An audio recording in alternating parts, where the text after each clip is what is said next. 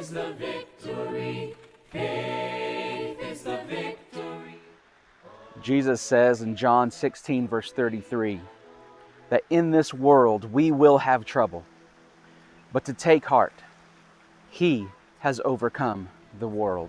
Ye Christian soldiers, rise and press the battle ere the night shall veil the glowing skies.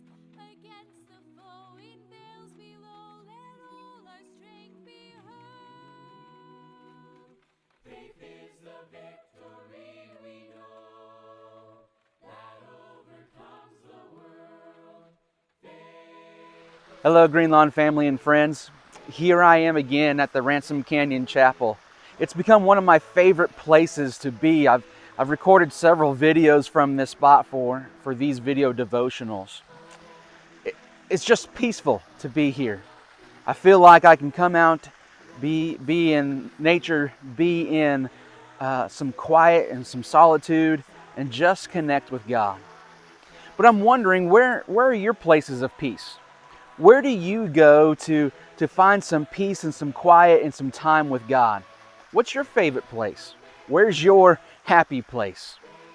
I had a preacher friend, Jeff Dunn, one time who told me that he used to go to the cemetery across the street from Green Lawn. It was a place that was quiet. It was a place where people would leave you alone, and it's a place where you could just connect with God. Where's your place? I really want to know. So type down in the comments below where your happy place is. Where do you go for some peace and solitude? Share that with us, and maybe we can share it with you sometime. Jesus shares those words in John 16, verse 33, about our trouble, yet His overcoming the world. He's sharing those words and says that I'm telling you this so that you can have peace. Jesus doesn't try to pull us away and set us free from the troubles. But His aim was to give us peace in our troubles. And it is in our faith in Him and the promise of salvation that peace comes. Jesus' words remind me of the words of the prophet Isaiah in chapter 25 and 26. Isaiah is writing about deliverance and salvation that is to come. He says in chapter 25 and verse 1, "O Lord, you are my God. I will exalt you. I will praise your name, for you have done wonderful things, plans formed of old, faithful and sure." Isaiah is talking about God's promises from the very beginning to redeem what was lost in the garden and how they were coming true then and now. And then in chapter 26, as it opens up, the people are singing a song during this time of deliverance. And it says, in that day this song will be sung in the land of Judah. We have a strong city. He sets up salvation as walls and bulwarks. Open the gates that the righteous nation that keeps faith may enter in. You keep him in perfect peace, whose mind is stayed on you, because he trusts in you. Trust in the Lord forever.